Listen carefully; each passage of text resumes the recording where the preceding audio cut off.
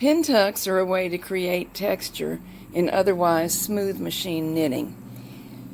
They occur when you lift stitches from a few rows below and rehang them on the machine. Then keep on knitting.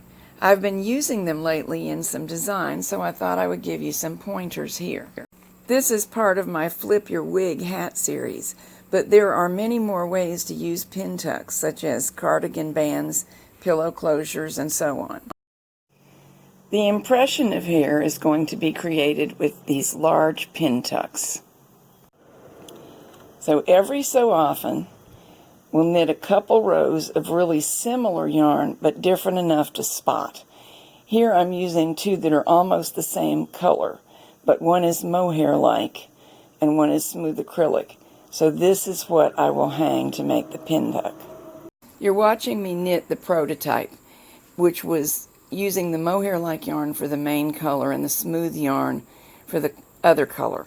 I didn't end up liking that mohair as the main color, so for the actual hats, I switched it and the smooth yarn is the main color. Using an alternate yarn makes it a lot easier to find the correct row to lift and rehang. But this is an adaptation that I have made. It's not really traditional and it's not strictly necessary. However, I do recommend that new knitters follow my procedure until they get used to reading across a row to easily find the correct stitches. So we lift this. You can decide to use either row. We've knitted 2 rows of the contrast. And it's not particularly important which one you choose. Ideally, you will be perfectly consistent. You can usually get the fabric to fold right across, so you can pick up the same purl bumps from the same row pretty easily. But if you make a tiny mistake, it's not worth getting upset about, because the pintuck itself tends to conceal an error if you make one. So try to be careful, but don't be overly tense about getting these exactly right. At one end, you'll seem to run out of purl bumps. Just find the nearest loop of yarn at the very edge of the work, and that's what you should hang. I always bring my needles all the way forward to knit off the first row, especially with a mohair yarn like this one, because you know how the stitches like to stick together. Rehang my comb, knit 10 rows,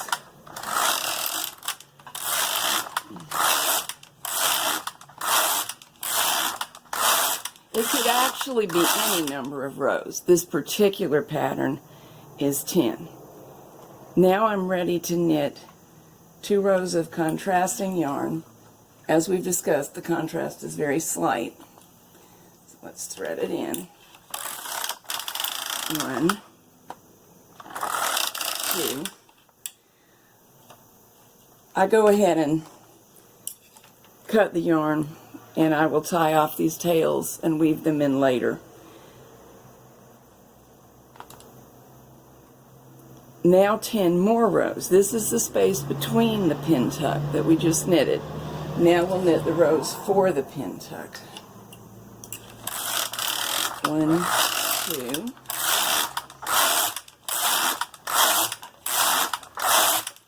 In this case, I chose 10 again. Remove the comb. It's your choice whether you remove it or not, actually, but I usually do because it's just so much easier to lift the fabric.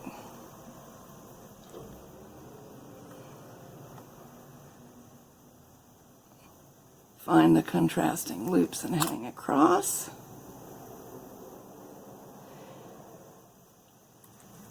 And keep going like that all the way around the hair part of the hat. At the very beginning, 10 rows were knitted after casting on and before creating the first pintuck, and this creates a hair-like roll. So we're going to do that at the very end. Having completed our final pintuck, Let's knit 10 rows and bind off.